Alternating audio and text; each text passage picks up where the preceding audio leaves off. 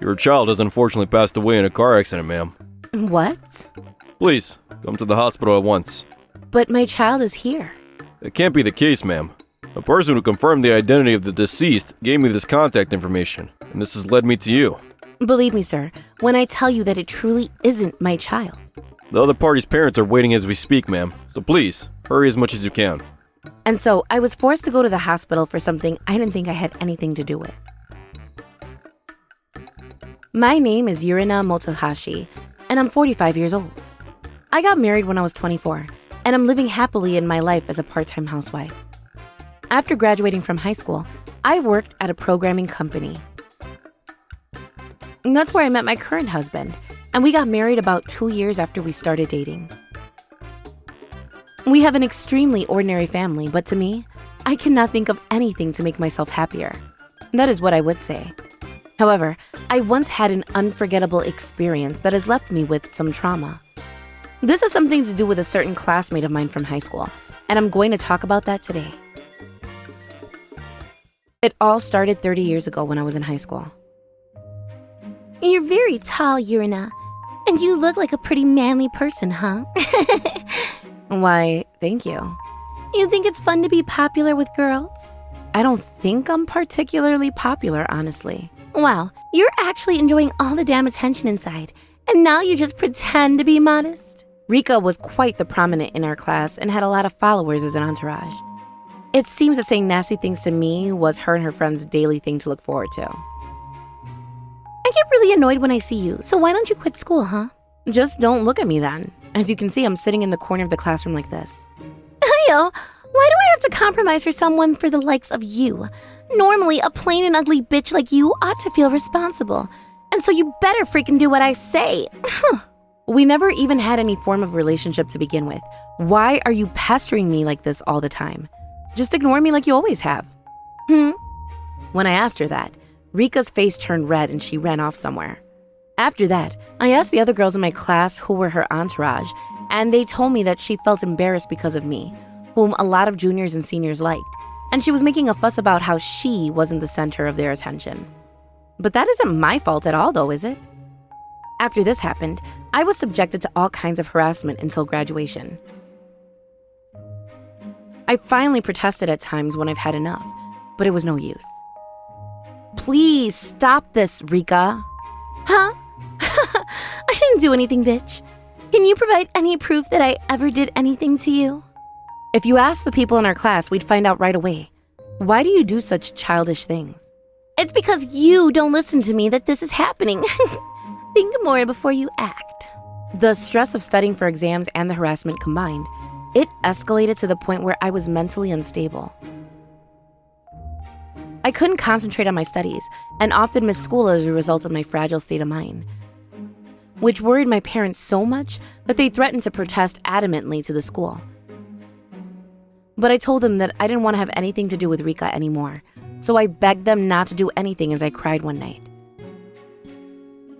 My parents understood my feelings and worked hard with me to help me get a good job.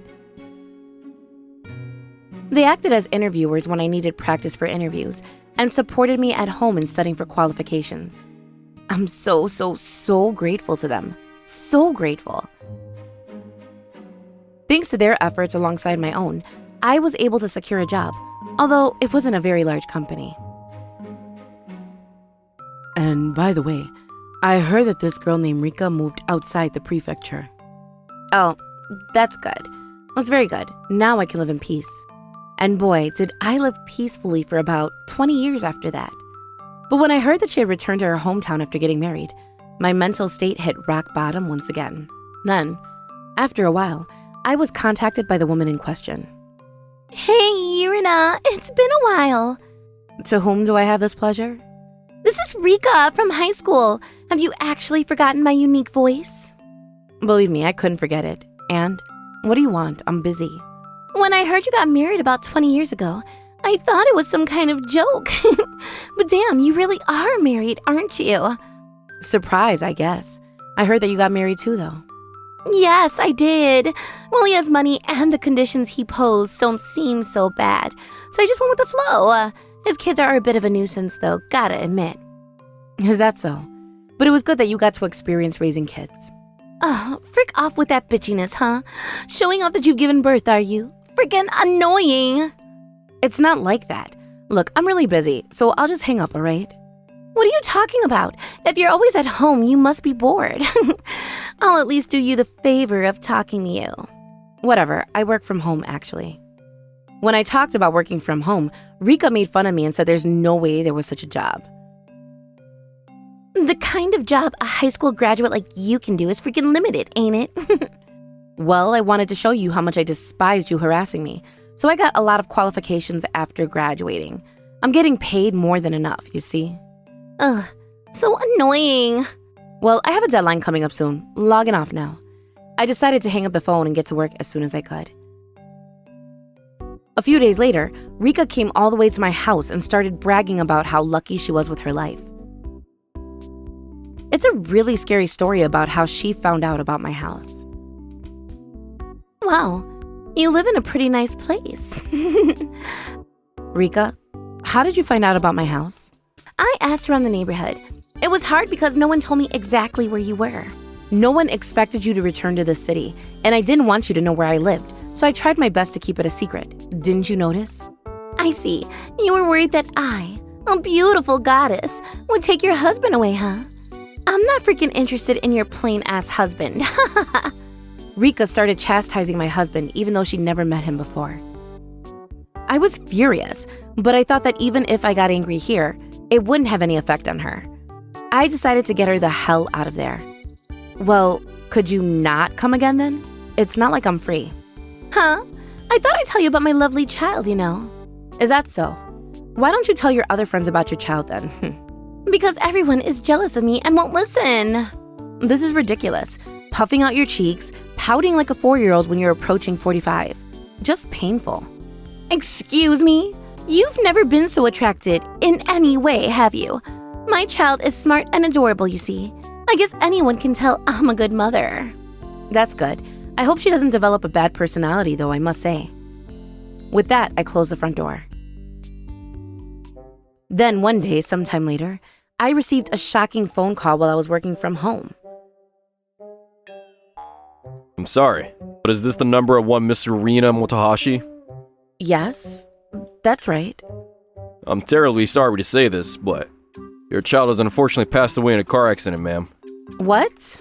Again, ma'am. Your child was in a car accident and passed away. What? Please, come to the hospital at once. But my child is here. That can't be the case, ma'am. The person who confirmed the identity of the deceased gave me this contact information, and this has led me to you.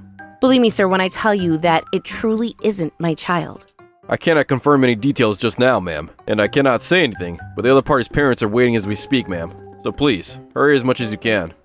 Then I had no choice but to go to the hospital, because the phone was hung up on me right then. When I went to the hospital, I was guided to a mortuary. I was told to confirm, but as I expected, I didn't recognize the deceased. Doctor, who is this person? Excuse me, who is this person?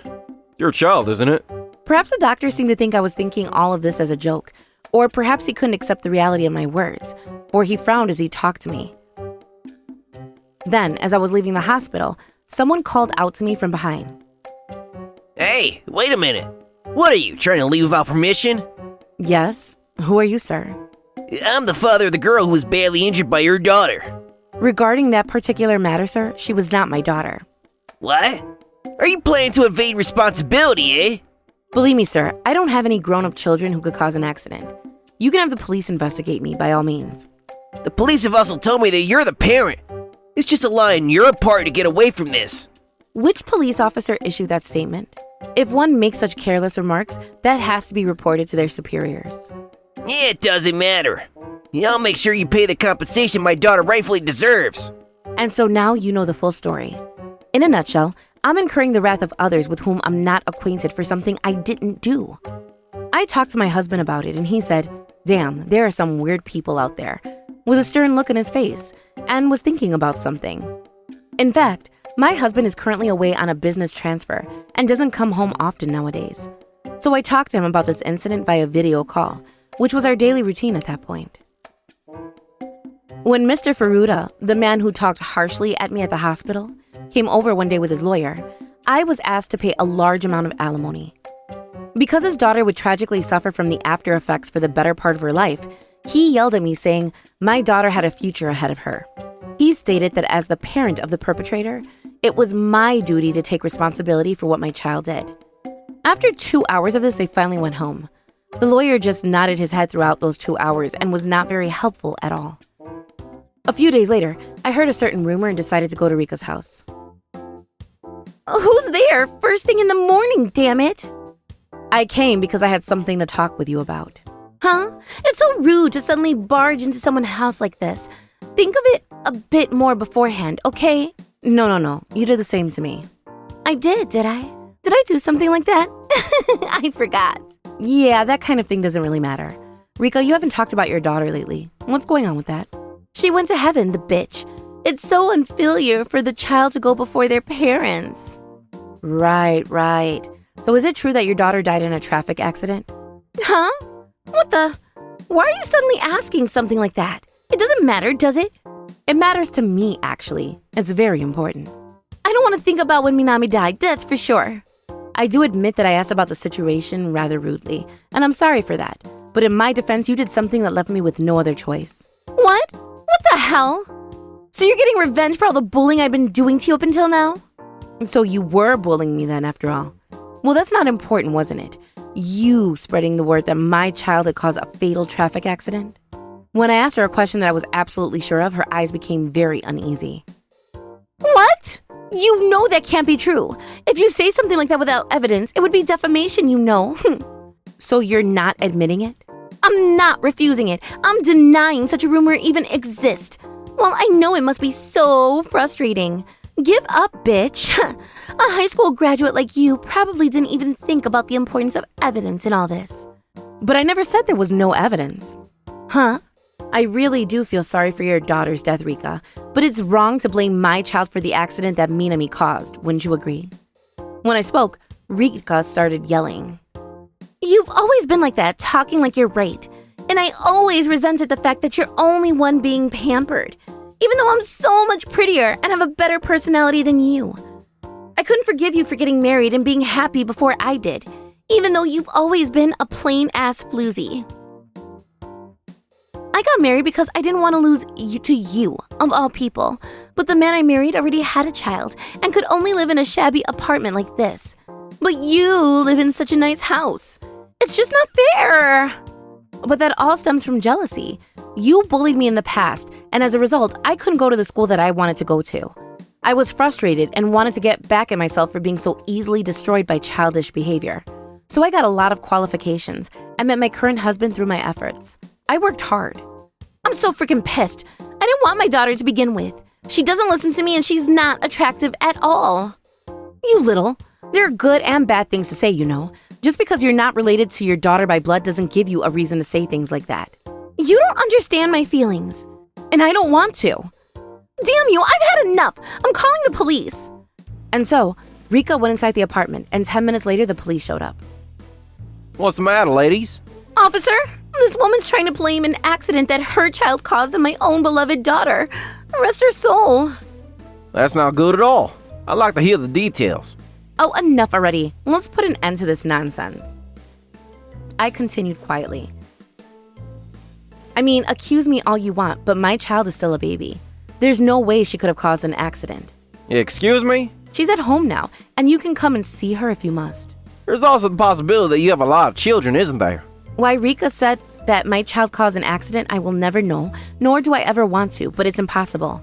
The baby we have now in my house is my first child with my husband. So, there's no way anyone could believe such a lie, ma'am. May I ask how old you are? I'm 45, yes. I gave birth at a later age. I'll check your family register and so on then. Then the officer left and I called some people. The people I called over were none other than Mr. Furuta and his lawyer. The person you've been looking for, who unfortunately injured your daughter, was this woman's daughter, who has passed away as a result of the accident. What are you talking about? What? I have a recording from a neighbor around here, an acquaintance of mine. When the officer from earlier came back, the three gentlemen listened to the recording, and at the end, I heard Rika talking to this neighbor of hers. My daughter was such a crazy-ass goody-two-shoes bitch, you know. You know how she did something dangerous this time? Well, I was about to get sued for compensation by the parents of the little girl who was a victim in the accident. But I shifted the blame to someone else's child, see? And now that his daughter is gone, I'm thinking about getting a divorce. I'm going to marry someone with better specs than the husband of that stupid witch. Such a conversation was recorded. The officer and Mr. Furuta, who heard everything, changed their attitude 180 degrees and began interrogating Rika. I believed you when you said your daughter didn't do anything. How dare you do something like this? I didn't even know you lived in such a shabby house. How dare you push the crime your child committed onto someone else? And you were the one who was eager to help, weren't you? I just thought you could help me because you were a police officer and all, and you and I were just playing around. I found out later that Rika had been having an affair with this police officer and had been gallivanting around a lot. And she's not my real child, so I have no obligation to help. Even if she were a stepchild, she's part of your family. I think it's only natural to raise a child, relate her or not, with love. But I'm supposed to be so much better than anyone else. Yurina, because of you, my life has been ruined. To one their own, to others blind, wouldn't you agree? She was saying all these childish excuses to everyone present, and perhaps he couldn't stand it, for the officer tried to leave. Whoa there, officer. Do you think a police officer is allowed the luxury of adultery? You probably didn't notice, but there are so many witnesses that can confirm you're guilty as charged. When I mentioned that, the three people started looking frantically around them, and only then did they realize that multiple neighbors had converged on the scene. The wrongdoings Rika had done had been discovered, and folks were starting to whisper. Perhaps she couldn't bear it any longer, for she disappeared into the house, and Mr. Furuta was also about to leave. But I called out to him. Don't you have anything to say to me? What? You've been hurling abuse at me, haven't you? And yet you won't even apologize? I was just deceived. I'm not to blame. Is that so? Then I want to take you to court. I've recorded everything you said that day and beyond, you see. You little scoundrel! I will contact you through my lawyer regarding the details. I was just deceived by that woman. That's not important.